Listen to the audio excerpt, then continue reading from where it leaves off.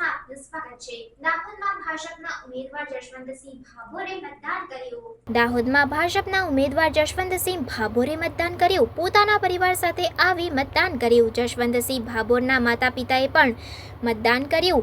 સિંગવડ તાલુકાના દાસા ગામે મતદાન કર્યું। 5 લાખની લીડથી જીતનો વિશ્વાસ વ્યક્ત કરાયો। મતદારોની દાસા ગામે મોટી કતારો લાગી। રિપોર્ટર નરેશ કતીજા સાથે cameraman Jaymin Bhabhor, secular Gujarat news.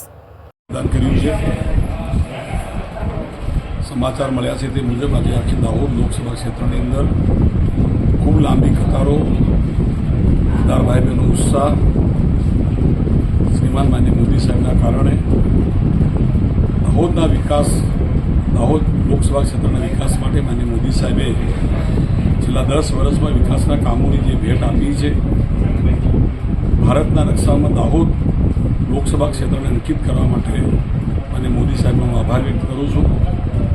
Bharatiya Janata party તરફથી મતદારોનો પહેલેથી જોગ હતો, આજે પણ છે। ફોર્મ ભર્યું તે પહેલાં આખી લોકસભા ક્ષેત્રના અમારા કાર્યકર્તા, અમારા મતદાર ભાઈ બહેનોએ મોદી સાહેબને સાથ આપીને વિકાસની સાથે રહ્યા છે।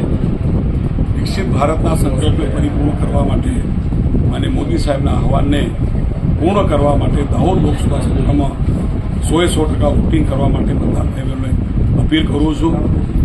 इस बार 400 पार फिर एक बार मोदी सरकारना सूत्र ने सार्थक करवा माटे हमारा कार्यकर्ता ने मतदार भाई बहनों जंगी भारी बहुमती मतदान करशे અને આ સીટ ઐતિહાસિક લીડ સાથે જીતશું એવી આશા વ્યક્ત કરું છું। Thank you.